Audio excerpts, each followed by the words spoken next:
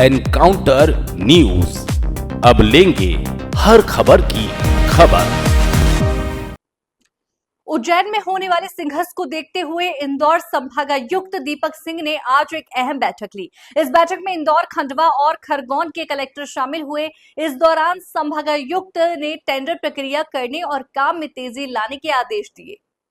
आगामी कुछ समय में उज्जैन में सिंहस्थ आयोजित होना है। ऐसे में शासन के आदेश के बाद जिला प्रशासन ने अपनी तैयारी शुरू कर दी है।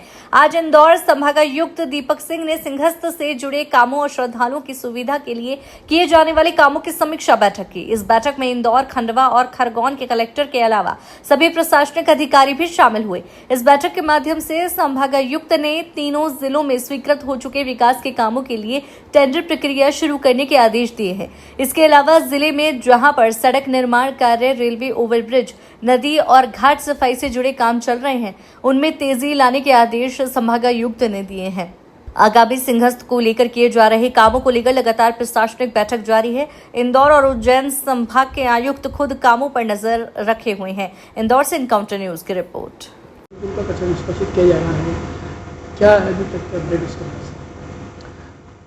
यूनियन कार्बाइड लिमिटेड का जो कचरे का डिस्पोजल का काम पीथमपुर में रैम की इन्वायरो में चल रहा था, उसके जो शुरू के 3 अलग अलग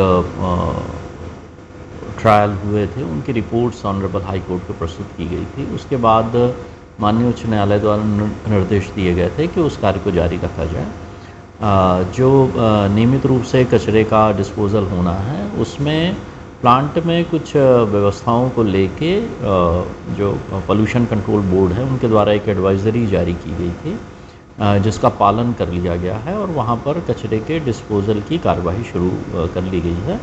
इसकी नियमित समीक्षा पुलिस प्रशासन और जो पोल्यूशन कंट्रोल बोर्ड की टीम है, उनके द्वारा किया जा रहा है और अभी तक किसी प्रकार की कोई हमें शिकायत प्राप्त नहीं हुई है और वो कार्य जो है सुचारू रूप से चल रहा है। सर, कितने इसमें अभी तक हो चुका है?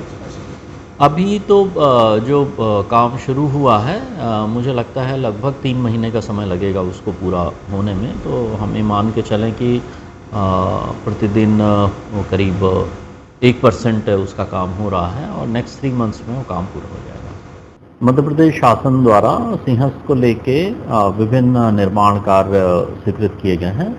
इसके साथ ही अलग अलग विभागों द्वारा विभागीय मद से भी इस तरह के काम स्वीकृत किए गए हैं, जिससे आने वाले सिंहस्थ की तैयारियों को सहायता मिले। विशेष रूप से रोड के काम हैं, नदी के घाट के काम हैं, parking, railway over bridges, flyover, इनके सभी के काम हैं।